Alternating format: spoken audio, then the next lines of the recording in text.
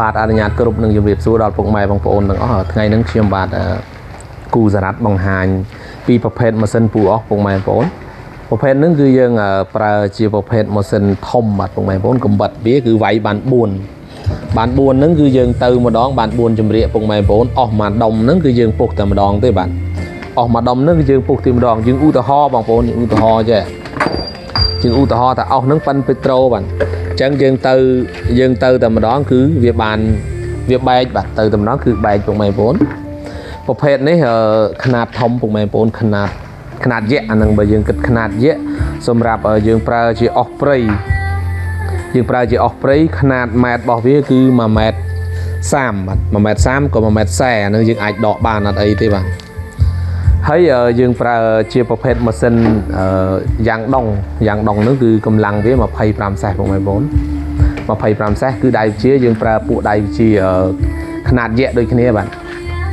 មានបងប្អូនណាតម្រូវការពុះអស់ព្រៃបាទអស់ព្រៃពុះអស់ធំស្វិតមានខ្នែងមានអីបាទតាក់តងមកបានបាទពួកអាហ្នឹងវាយើងអាចកំទេចបានប្រព័ន្ធចាប់ពីមុខហុកបាទបងប្អូនមុខហុកចុះក្រោមបាទ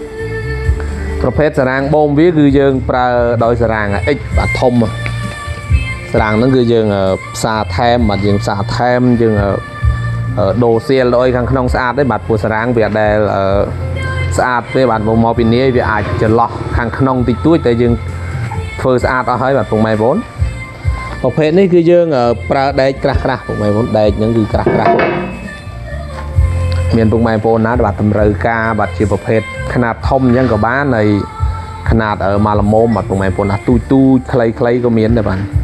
ប្រភេទនេះយើងចង់ប្រើកបិត1ក៏បានកបិត2អញ្ចឹងក៏បានបាទកបិត2ហ្នឹងវាចំណេញបាទយើងពុះម្ដងគឺបានមួយដើមហ្នឹងគឺម្ដងគឺស្រេចបងប្អូនមួយដើមហ្នឹងគឺទៅតែម្ដងគឺស្រេចបាទ